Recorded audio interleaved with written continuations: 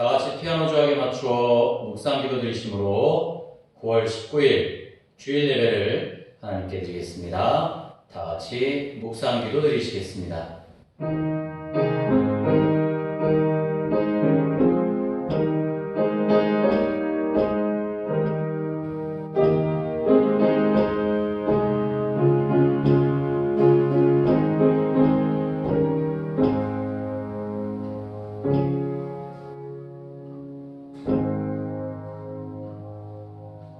여호와의 율법은 완전하여 영혼을 소성시키며 여호와의 증거는 확실하여 우둔한 자를 지혜롭게 하며 여호와의 교훈은 정직하여 마음을 기쁘게 하고 여호와의 계명은 순결하여 눈을 밝게 하시도다.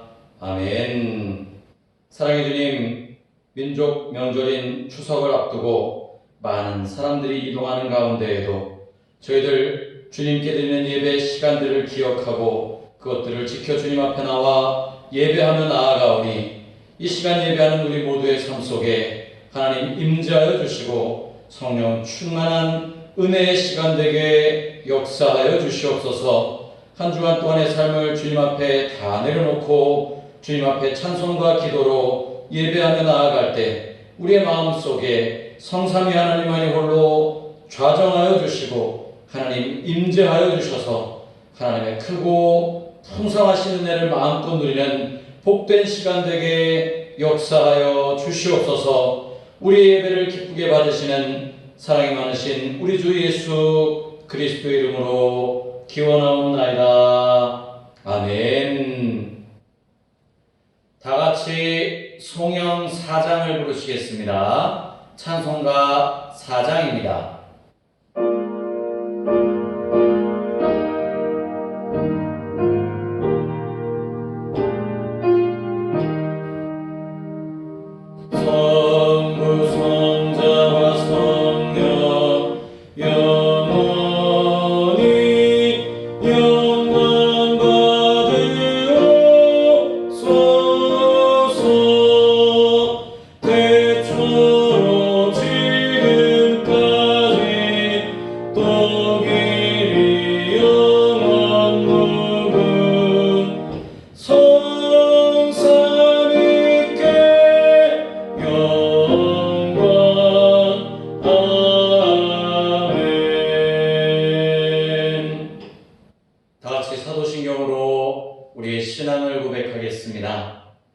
나는 전능하신 아버지 하나님 천지의 창조주를 믿습니다. 나는 그의 유일하신 아들 우리 주 예수 그리스도를 믿습니다.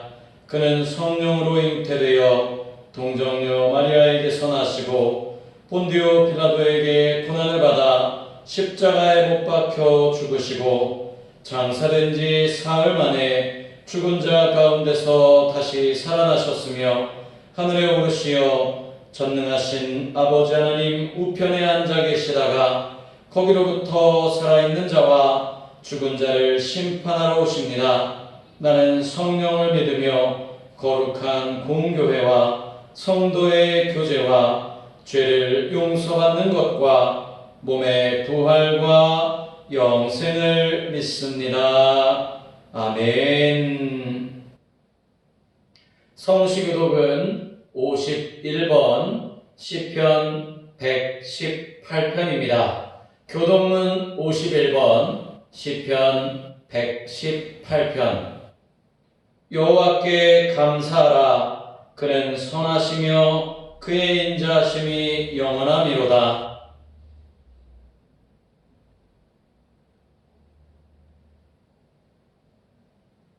이제 아론의 집은 말하기를 그의 인자하심이 영원하다 할지로다.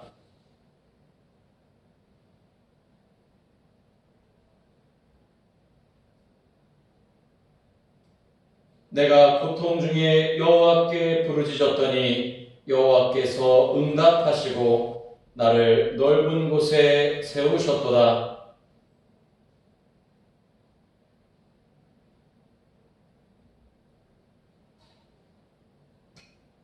여호와께서 내 편이 되사 나를 돕는 자들 중에 계시니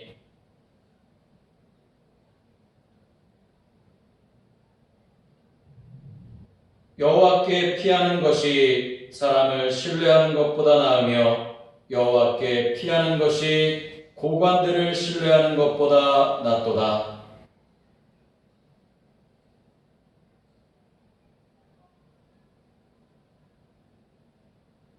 너는 나를 밀쳐 넘어뜨리려 하였으나 여호와께서는 나를 도우셨도다.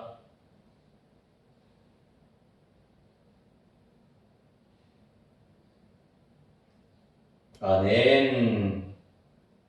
다 같이 경배 찬송 43장을 부르시겠습니다. 찬송가 43장입니다.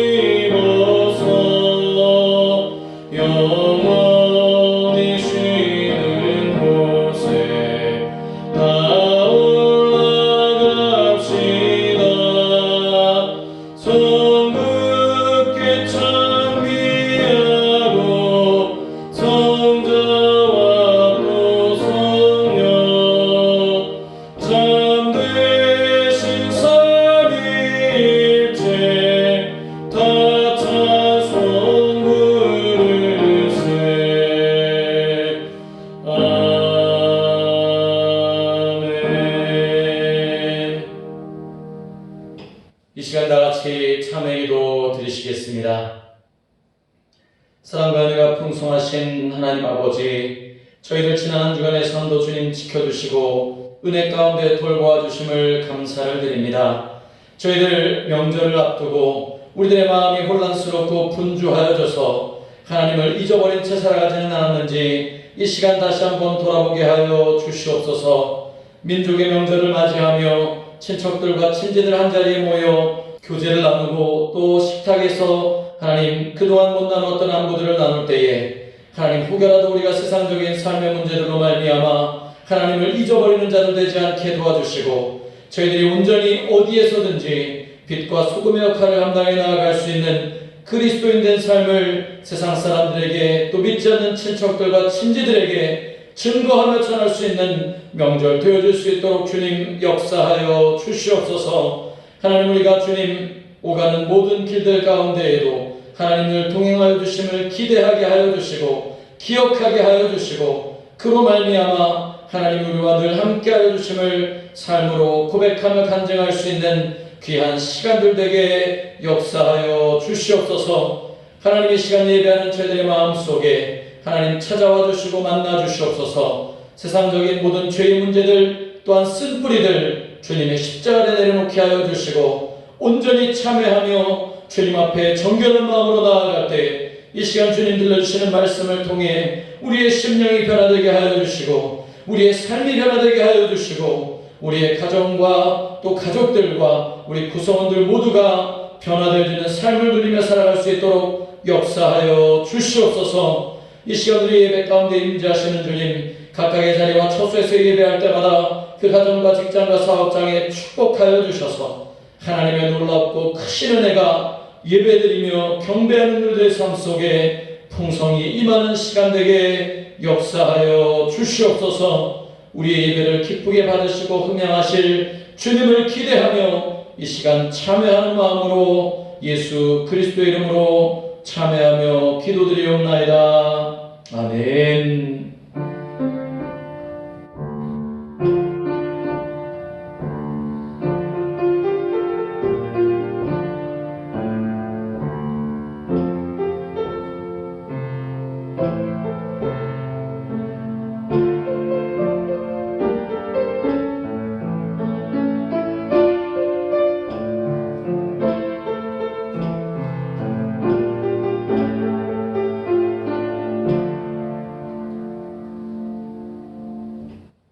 이 시험을 우리에게 주시는 하나님의 말씀은 신약성경 고린도전서 14장 12절로부터 19절까지의 말씀입니다. 신약성경 280쪽입니다. 그러므로 너희도 영적인 것을 사모하는 자인즉 교회의 덕을 세우기 위하여 그것이 풍성하기를 구하라. 그러므로 방언을 말하는 자는 통역하기를 기도할지니 내가 만일 방언으로 기도하면 나의 영이 기도하거니와 나의 마음은 열매를 맺지 못하리라. 그러면 어떻게 할까? 내가 영으로 기도하고 또 마음으로 기도하며 내가 영으로 찬송하고 또 마음으로 찬송하리라. 그렇지 아니하면 내가 영으로 축복할 때에 알지 못하는 처지에 있는 자가 내가 무슨 말을 하는지 알지 못하고 내 감사에 어찌 아멘하리요. 너는 감사를 잘하였으나 그러나 다른 사람은 덕세움을 받지 못하리라. 내가 너희 모든 사람보다 방언을 더 말함으로 하나님께 감사하노라. 그러나 교회에서 내가 남을 가르치기 위하여 깨달은 마음으로 5마디 말을 하는 것이 1만마디 방언으로 말하는 것보다 나으니라. 아멘.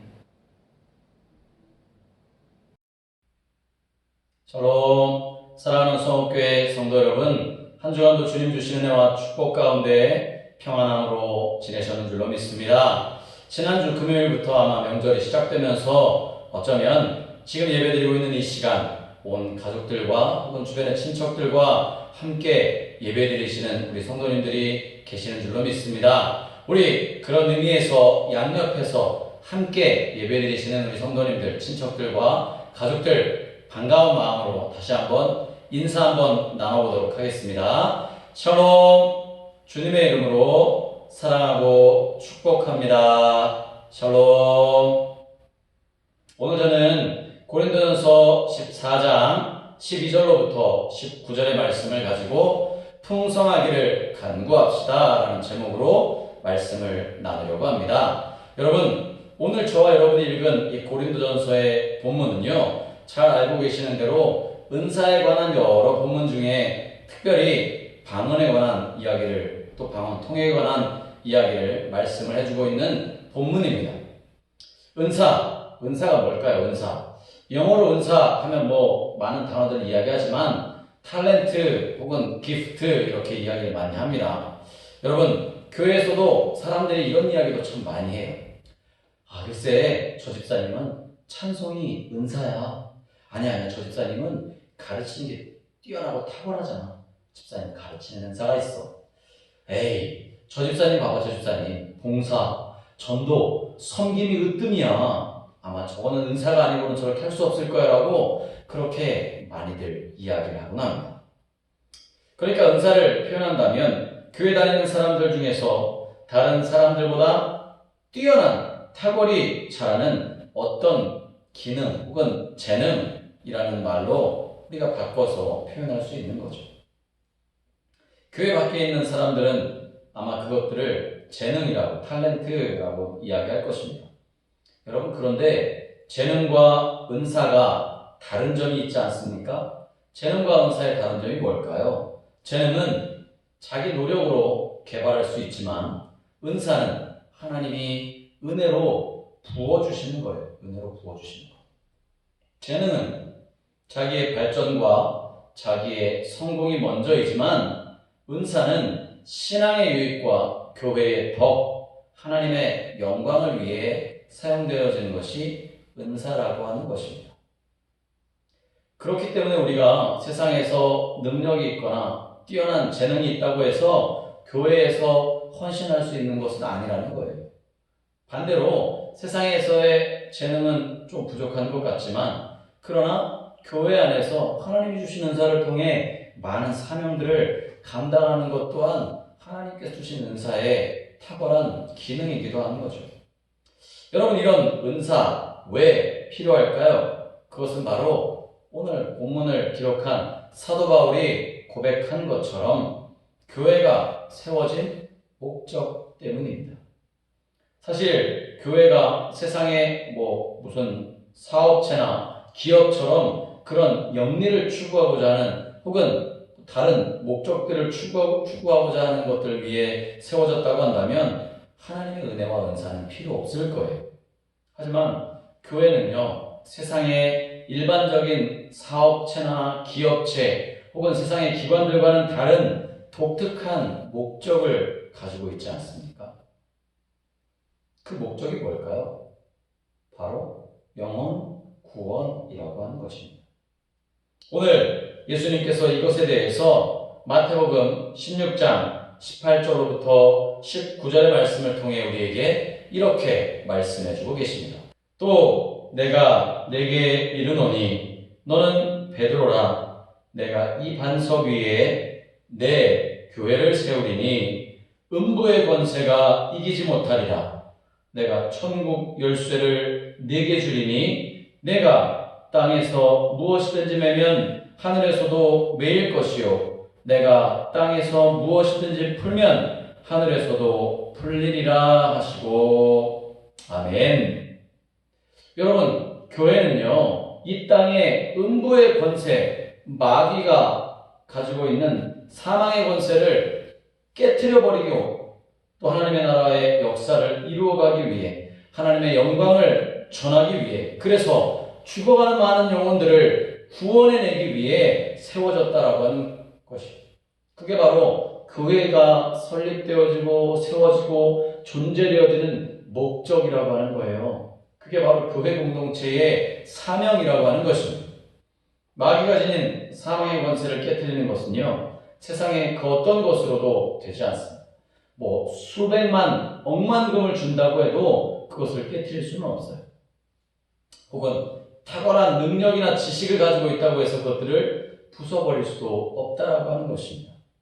오직 예수님을 통해 베풀어지는 하나님의 구원의 역사를 통해서만 가능케 되어지는 것이 바로 이 놀라운 사실, 하나님의 구원의 역사라고 하는 사실을 우리는 좀 기억해야 되는 거죠. 그렇게 교회 공동체는 세워지는 거예요. 그래서 그 교회 공동체가 세워지는 일에 꼭 필요한 것이 바로 은사라고 하는 것을 사도 바울은 간증하고 있는 것입니다. 때문에 하나님은 예수님을 통해 음부의 사탄의 권세를 깨트리고 하나님의 영광을 이루어내고 나타낼 수 있도록 필요한 모든 것들을 우리에게 값없이 은혜로 베풀어 주시고 은사를 허락해 주셨다는 사실을 우리는 기억해야 한다는 것입니다. 로마서 8장 32절 말씀에 보면 이렇게 기록되어져 있습니다. 로마서 8장 32절입니다. 자기 아들을 아끼지 아니하시고 우리 모든 사람을 위해 내어주시니가 어찌 그 아들과 함께 모든 것을 우리에게 은사로 주지 아니하시겠느뇨. 여러분, 이 본문은요, 개역 한글 옛 성경에 보면 나와 있는 번역입니다.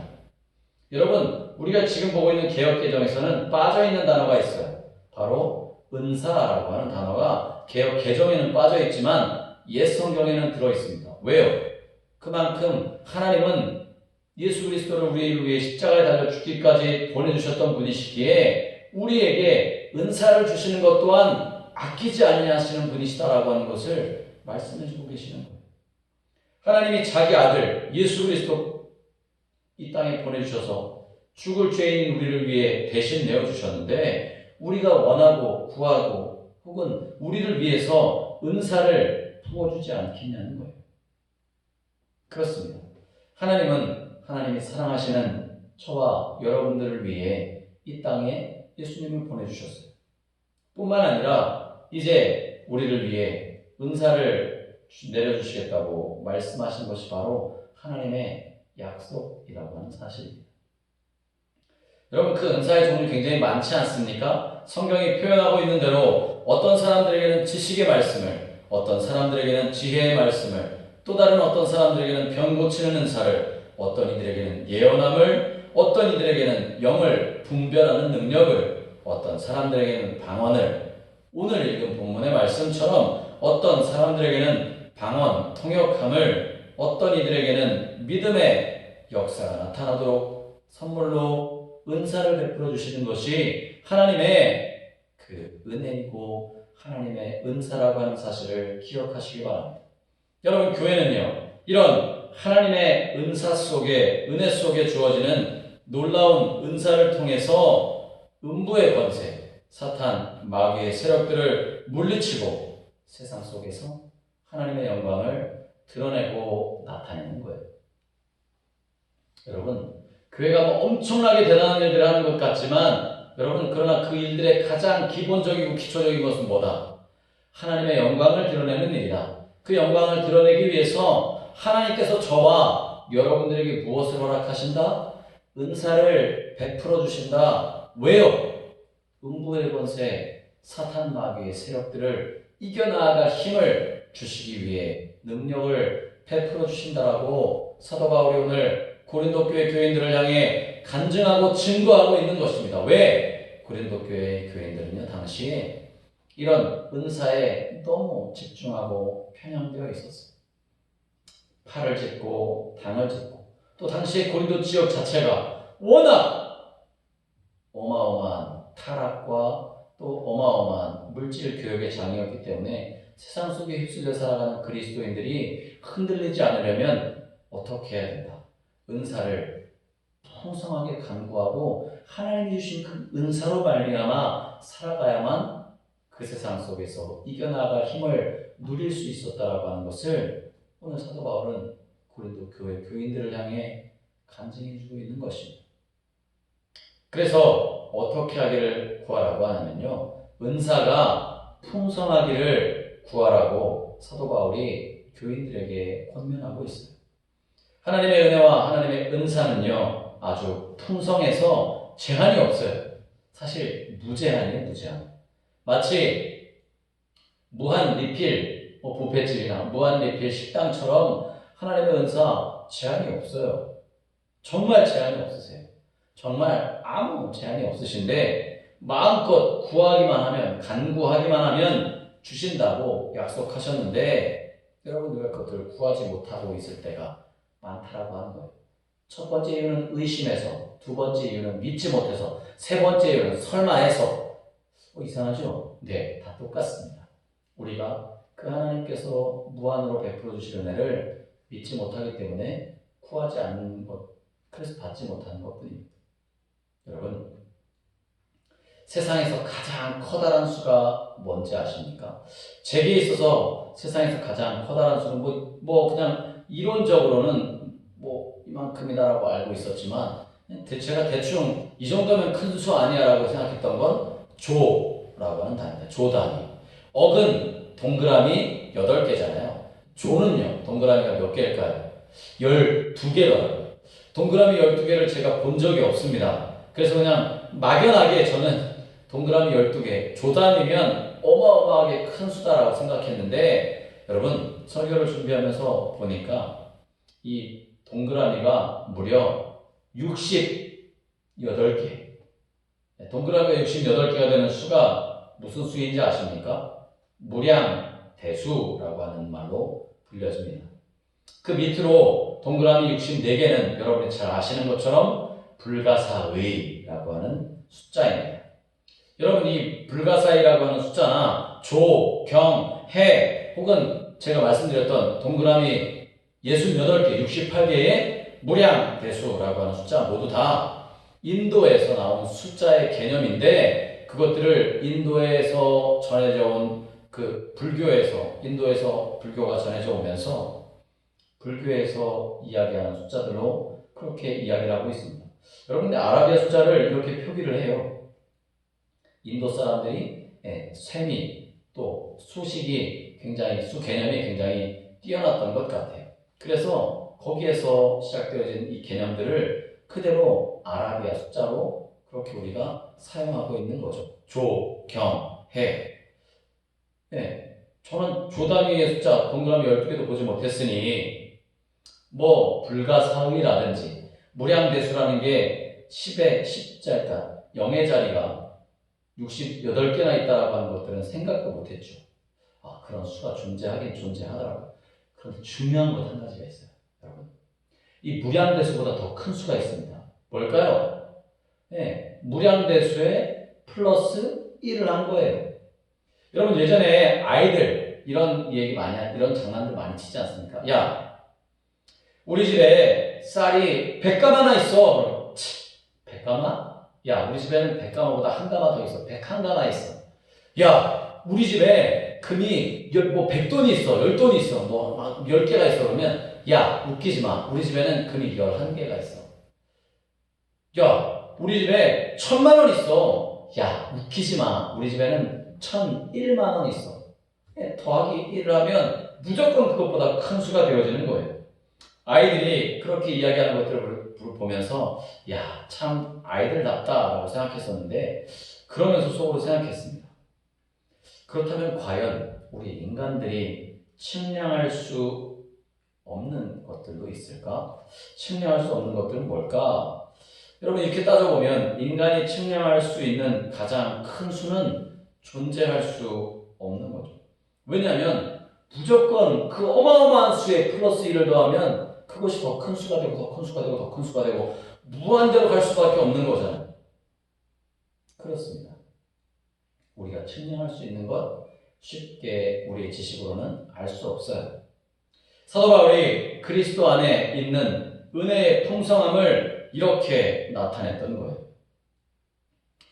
바울이 어떻게든 좀 그 은혜가 얼마나 큰지를 드러내고 싶었는데 그 은혜의 풍성함을 나타낼 때 쓰는 숫자가 아무리 생각해도 그 수를 뭐라고 표현해야 될지를 몰랐던 거죠. 그래서 바울은 에베소서 3장 8절과 9절에서 이런 표현을 사용하고 있습니다. 에베소서 3장 8절 9절 말씀입니다.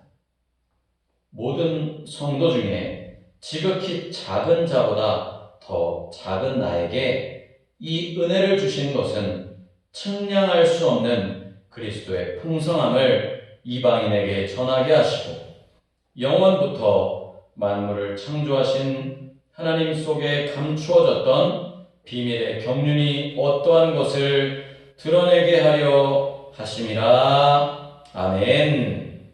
그렇습니다. 여러분, 측량할 수 없는이라는 단어가 나오지 않습니까? 8절에 이 측량할 수 없는 단어라는 그 측량할 수 없는이라는 이 구절이 영어 성경에 보면 측량할 수 없는 unsearchable이라는 단어로 나옵니다. 찾을 수 없는, 조사할 수 없는 이라는 뜻이죠. 도저히 측정 불가능한, 헤아릴 수 없는 이라는 뜻이에요.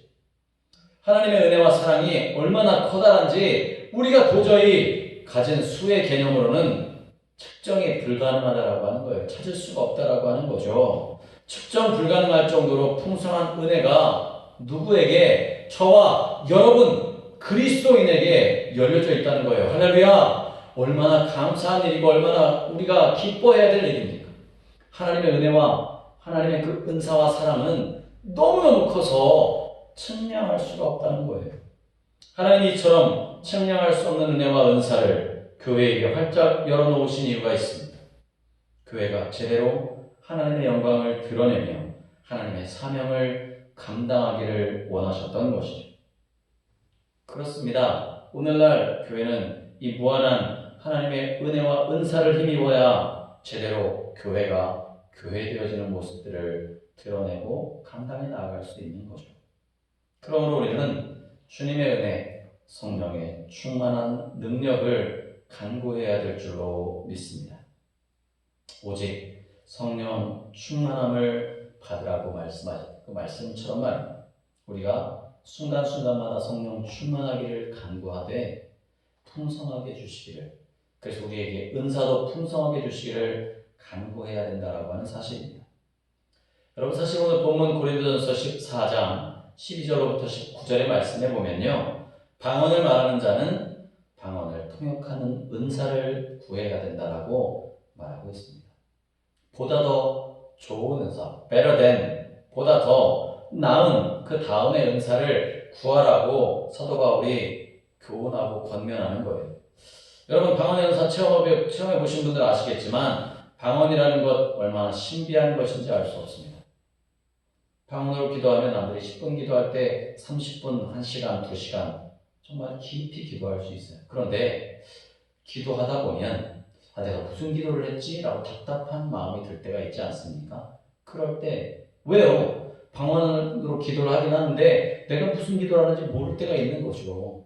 그러니 하나님께 더 좋은 은사, 내가 방언으로 기도한 그 은사를 통역할 수 있는 은사를 허락해 주십시오라고 사도 바울은 간구하라는 거예요.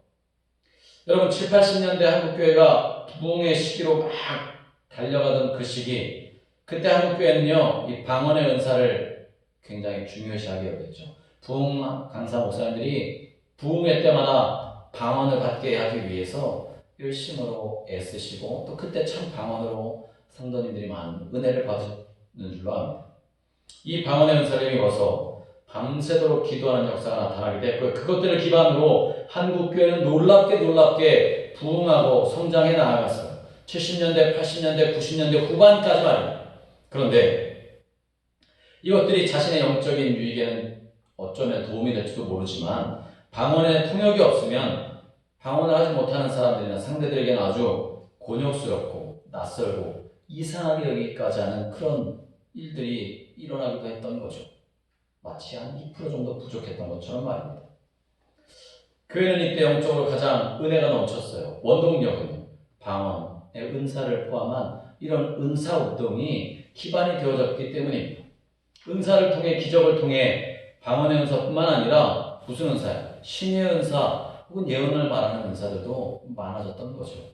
그런 은사를 통해 교회는 부흥하고 발전했습니다. 왜? 힘들고 어려운 시기에 교회가 세상이 하지 못하는 것들을 해나갔던 거예요. 정말 놀라운 일들이 일어났기 때문에 말입니다. 그런데 어느 순간부터인가 사람들이 하나님께서 우리에게 주신 은사를 제대로 이해하지 못함으로 인해 그 은사를 왜곡하게 되고 그로 인해 교회에 문제들이 생겨나게 되었습니다. 그래서 은사에 대한 비난과 배척이 일어나는 은사를 거부하는 운동들이나 문제들이 생기기 시작했어요. 신비주의다.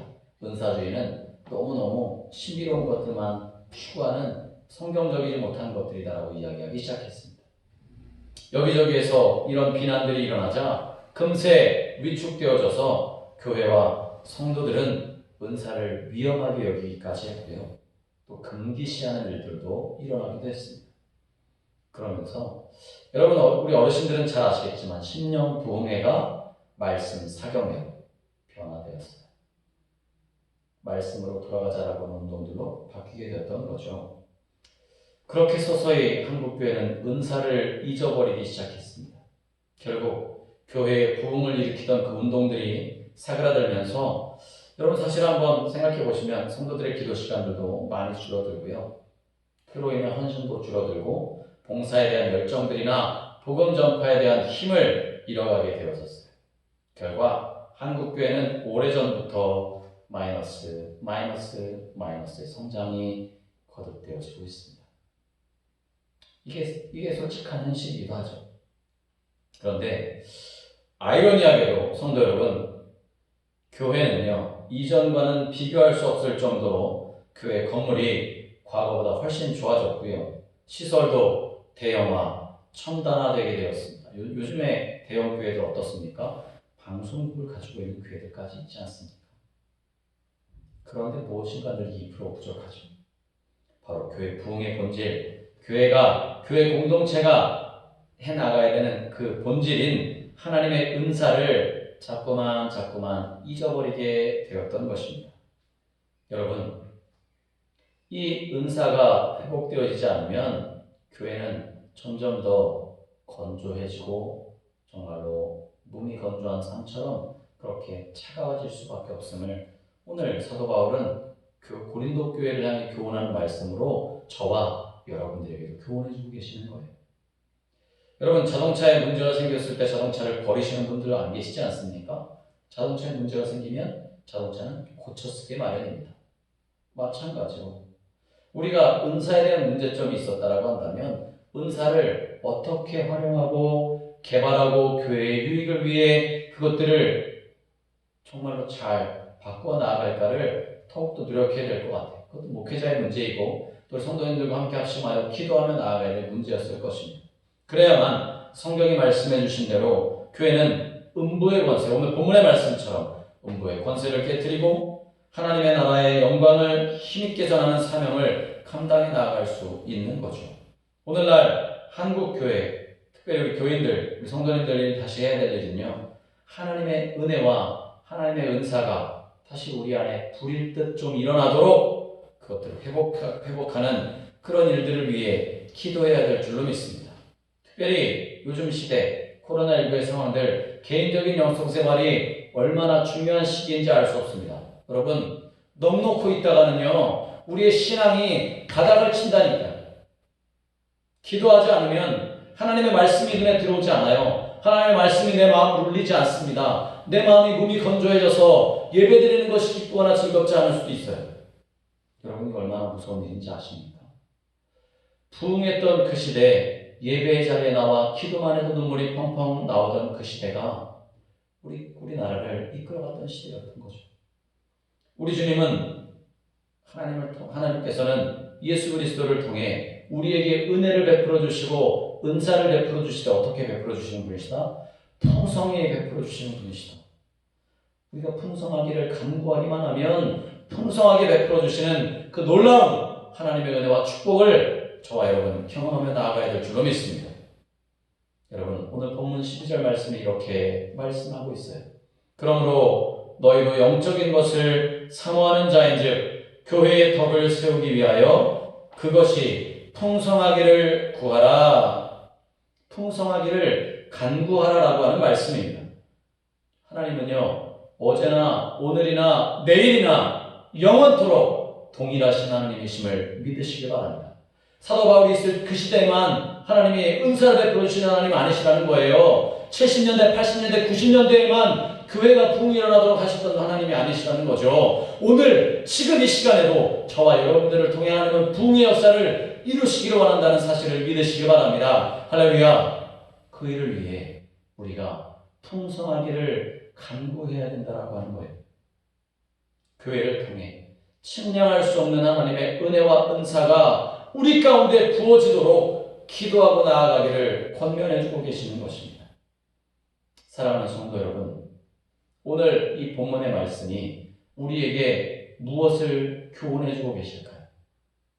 이 땅에 살아가는 코로나19의 시대라고 개인적인 영성생활로 만족하는 저와 여러분들에게 교훈하시는 말씀은 우리가 하나님 앞에 더욱더 풍성한 은혜로 교회의 유익을 위해 내 개인적인 신앙의 성장을 위해 하나님의 풍성하신 은혜와 성령의 충만함을 간구하라고 말씀하고 계신다는 사실을 기억하시기 바랍니다. 성경 여러 곳에 이런 구절들로 우리에게 교훈해주고 있습니다. 하나님의 말씀을 화면을 통해 같이 보도록 하겠습니다. 요한복음 10장 10절 말씀입니다. 내가 온 것은 양으로 생명을 얻되 풍성히 얻게 하려 함이니라. 에베소 3장 20절과 21절은 또 이렇게 말씀하고 있습니다. 우리 가운데서 역사하시는 능력대로 우리가 구하거나 생각하는 모든 것에 더 넘치도록 능히 하실 이에게 교회 안에서와 그리스도 예수 안에서 영광이 대대로 영원 무궁하기를 원하노라. 아멘. 같은 신약 성경 빌립보서 4장 19절은 이렇게 말씀합니다. 우리가 이번 주에 암송할 암송 구절이기도 합니다. 나의 하나님이 그리스도 예수 안에서 영광 가운데 그 풍성한 대로 너희 모든 쓸 것을 채우시리라. 아멘. 사랑하는 성도 여러분, 말씀을 마치려고 합니다. 모든 사람들에게 후하게 주시고 꾸짖지 아니하시는 그 주님께 나와 은혜와 은사, 특별히 성령 충만하기를 간구하며 하루하루 살아가시는 우리 귀하고 복된 성업교회 성도님들 되시기를 주님의 이름으로 간절히 축원합니다. 왜냐하면 우리가 성령 충만해야, 하나님의 은사로 충만해야 교회의 부흥을 이루어 나아갈 수 있는 거예요. 내가 하나님의 말씀으로 풍성해야 하나님의 그 말씀이 나를 움직여 세상 속에서 음부의 권세가 나를 침범하지 못하게 강하게 우리를 지켜나갈 수 있는 거예요. 그래야 우리가 복음을 증거하죠. 그래야 내가 그리스도인이라고 하는 사실로 세상 사람들이 저분은 다르구나라고 그렇게 바라볼 수밖에 없는 것입니다. 여러분, 날마다 하나님의 은혜와 은사를 구하며 어둠을 깨우고 음부의 세력들을 물리쳐 나아가실 수 있는 복된 성업교회 성도님들 되시기를 주님의 이름으로 간절히 축복합니다. 여러분, 얼마나 기회가 좋습니까? 오늘, 내일, 모레, 글피 많은 친척들, 친지들을 만나게 될 거예요. 혹은 내가 방문할 수도 있죠. 그럴 때마다 내가 누구다? 하나님의 자녀다. 할렐루야. 내가 그리스도인이다. 그러므로 나는 그리스도인다운 삶으로 세상에서 빛과 소금의 역할을 감당해 나가고 있다라고 하는 사실들을 드러내고 그 향기를 나타낼 때 하나님은 우리를 통해 하나님의 놀라운 은혜와 축복으로 영혼을 구원하는 교회 공동체의 놀라운 능력과 힘을 회복해 주실 줄로 믿습니다. 그런 말미암아 교회 부흥에 앞장서 나아갈 수 있는 저와 여러분들 되실 때 하나님께 풍성하기를 간구함으로 주님 부어주시는 놀라운 은혜와 은사, 성령 충만함이 저와 여러분들 속에 이 추석 명절 기간에 풍성하게 임하시기를 주님의 이름으로 간절히 축원합니다. 기도하시겠습니다. 사랑이 많으신 하나님 아버지, 우리에게 풍성히 주시기를 원하시는 그 하나님의 은혜와 은사를 이 명절 기간 우리가 믿음으로 말씀 붙잡고 간절히 구하며 나아감으로 말미암아 우리가 세상 가운데서 누구에게도 정말 지지 않고 쓰러지지 않고 넘어지지 않는 그리스도인들 됨을 고백하고 자랑스럽게 향기를 바라며 살아갈 수 있도록 인도하여 주시옵소서. 그래서 주님 주신 놀라운 축복과 은혜로 풍성한 은사를 누리며 살아가는 우리 모든 성도님들 되실 수 있도록 축복하여 주시옵소서. 예수님의 거룩하신 이름으로 간절히 기도드리옵나이다. 아멘. 다같이 봉헌 찬송 317장 1절과 5절을 부르시겠습니다. 찬송가 317장 1절과 5절.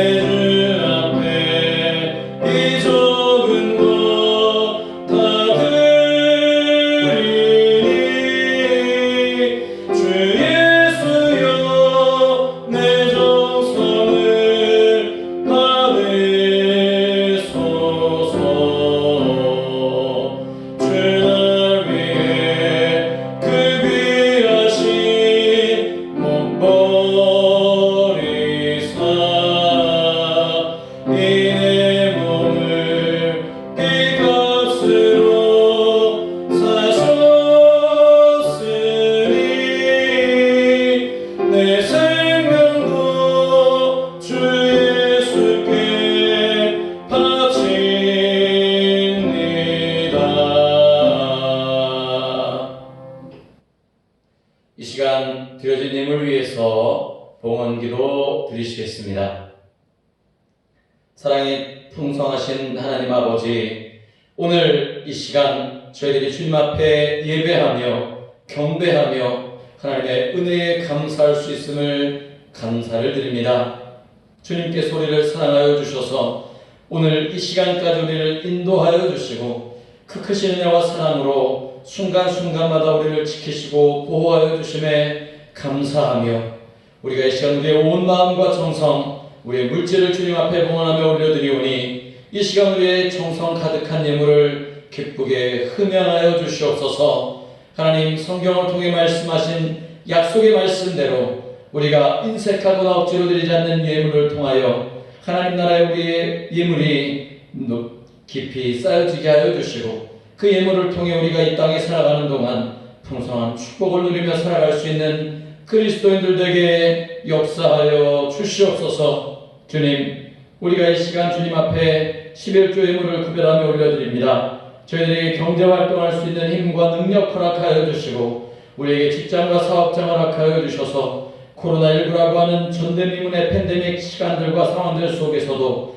저희들 직장을 지켜주시고 사업장을 지켜주심에 감사하며 우리의 소득의 열의 하나를 주님 앞에 구별하여 올려드리오니 주님 이 예물 주님 기쁘게 흠양하여 주시고 우리의 11조가 날로 성장하게 하여 주시고 더욱더 넉넉하게 주님 앞에 봉헌하며 올려드릴 수 있도록 우리의 사업장을 축복하여 주시고 직장에서 우리들의 일들을 주님 축복하여 주시옵소서. 주님 이 시간 주님 앞에 이 모양 저 모양 감사의 예물을 봉헌하여 올려드립니다. 주님 특별히 저희들이 주님 앞에 드리는 감사가 주님 앞에 더 큰 감사로 우리의 삶에서 돌아올 수 있도록 주님 축복하여 주셔서 우리가 주님 앞에 드리는 감사가 소홀하지 않게 도와주시고 인색하지 않게 도와주시고 가장 값진 것들로 주님 앞에 감사하며 예물 드릴 수 있는 저희들의 삶이 될 수 있도록 주님 축복하여 주시옵소서. 하나님 이 시간 주님 앞에 선교 예물 드립니다. 전도 예물 드립니다. 건축 예물 드립니다. 1,000번째로 작정하며 예물 드립니다. 주님 밥을 먹을 때마다 성미를 떼어 주님 앞에 감사의 기도를 올려드리며 성미를 드리는 손길들을 기억하여 주시고 저희들 이 모든 예물이 하나님의 나라 확장을 위해 귀하게 사용되어지는 아름답고 복된 예물 되어질 수 있도록 주님 축복하여 주시옵소서. 특별히 교회를 위해 또한 선교지를 위해 우리 교회와 모든 사역들을 위해 헌신하며 수고하는 우리 성도님들의 수고가 헛되지 않게 도와주시고 드려지는 귀한 예물이 헛되지 않게 도와주셔서 해외에서 선교하시는 선교사님과 선교지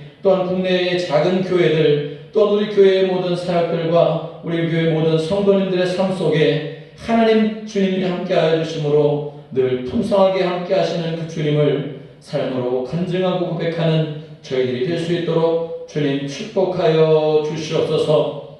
하나님 이 시간 함께 예배드리고 싶어도 또한 평상에 누워 특별히 예배드리고 싶은 마음들 간절하나 예배드리지 못하는 환우들을 주님 안타깝게 여겨주시고 긍휼히 여겨주시고 하나님 집의 손길로 함께하여 주셔서 신유의 하나님 그 뜨거운 손길로 말미암아 역사하여 주셔서 정말 하나님의 그 손길로 회복되게 하여 주시고 치료받게 하여 주시고 병든 부위가 깨끗하게 고쳐지는 놀라운 축복이 임할 수 있도록 주님 역사하여 주시옵소서. 하나님 이제 명절을 맞이하며 지방으로 내려가는 우리 사랑하는 성도님들 또 지방에서 올라온 가족들과 함께 귀한 시간들을 보낸 우리 성도님들의 삶을 기억하여 주시고 우상 숭배하는 자리에 가지 않게 도와주시고 우리 성도님들 더욱더 그 속에서 그리스도인된 참된 모습들로 그리스도의 향기를 드러내며 나타낼 수 있는 귀한 그리스도인들 되게 역사하여 주셔서 명절이 그 누구보다 즐겁고 명절이 그 누구보다 기쁘고 명절이 그 누구보다 감사한 삶을 살아가는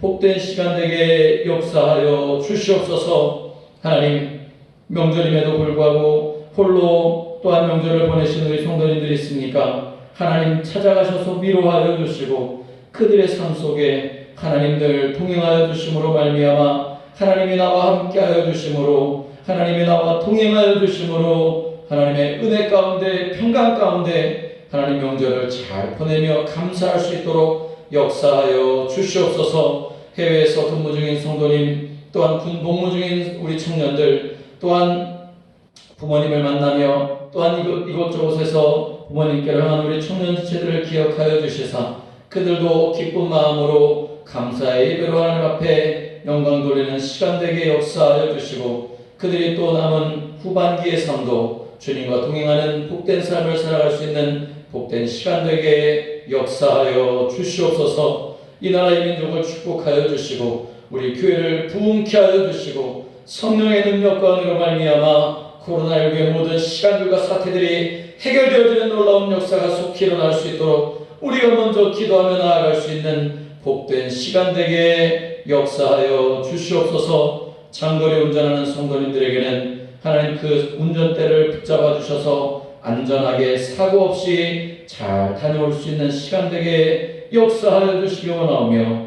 예수 그리스도의 이름으로 간절히 축복하며 기도드리옵나이다. 아멘.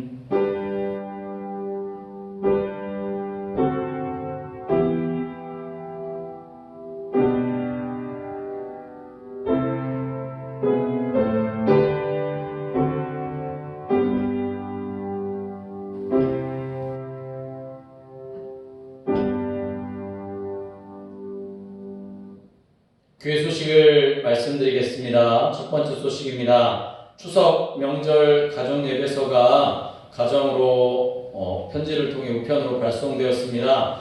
일단은 교회 안내석에 마련해 놓았고요. 또 카카오톡을 통해서 여러분들에게 추석 가정 명절 예배서를 같이 올려드립니다. 참고하시고 추석 명절 기간인 내일 또 월요일부터 20일 수요일까지 각 가정에서 특별히 추석 명절에 여러분 가정예배서를 통해 함께 추석명절 가정예배로 하나님께 영광 돌리시는 복된 가정 되시길 바랍니다. 22일 수요일 예배 영상이 정상대로 유튜브를 통해 공지되고 또 전달되오니 참고하시고요. 명절에 우리 가족분들 만나서 즐거운 시간들 보내시는 것처럼 우리 성도님들 또 명절에 그리스도인 된 모습들을 잘 드러내고 나타내는 우리 성도님들 되시길 부탁을 드립니다. 예배 안내입니다. 10월 3일 주일까지 수도권 거리두기 4단계 조치로 인해서 우리 교회는 비대면 온라인 예배가 연장되어집니다. 모든 예배가 비대면에서 대면으로 전환될 수 있도록 우리 성도님들 같이 기도해 주시고 한마음으로 속히 함께 만나 예배드릴 날들을 또 기도해 주시기를 부탁을 드립니다. 코로나19 변이 바이러스 확산 방지를 위해서도 계속해서 기도해 주시고 수요 예배, 주일 예배 진행되어지는 것들 교회 단톡방을 통해 공지되고 있으니까 참고해 주시기를 부탁을 드리겠습니다. 10월 3일 주일부터 동절기 복장을 착용하게 됩니다. 예배위원들, 동원위원들께서는 참고해 주시고 우리 대면 예배가 진행되어질 때 우리가 이 동절기 복장을 기억하시고 함께 예배하는 그날 함께 우리가 속히 올 수 있도록 기도해 주시기를 부탁을 드리고요. 동절기 복장을 착용한다는 것 기억해 주시길 바랍니다. 한 주간도 말씀과 기도로 거룩한 삶을 이루시는 우리 성도님들 되시기를 간절히 축복합니다. 이상으로 교회 소식을 마치겠습니다. 다 같이 파송 찬송 384장, 찬송가 384장을 부르시겠습니다.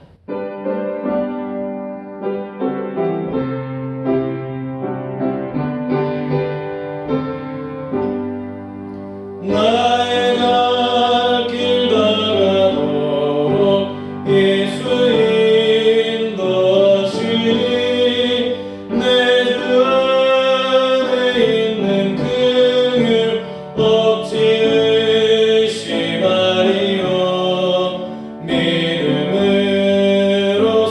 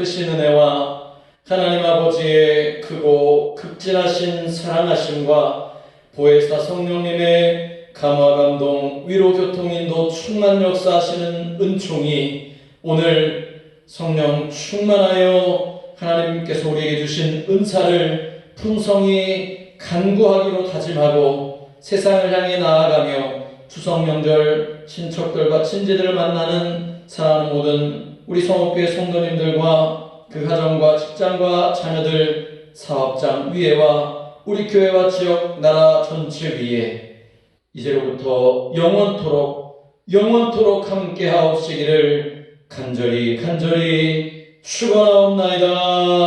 아멘.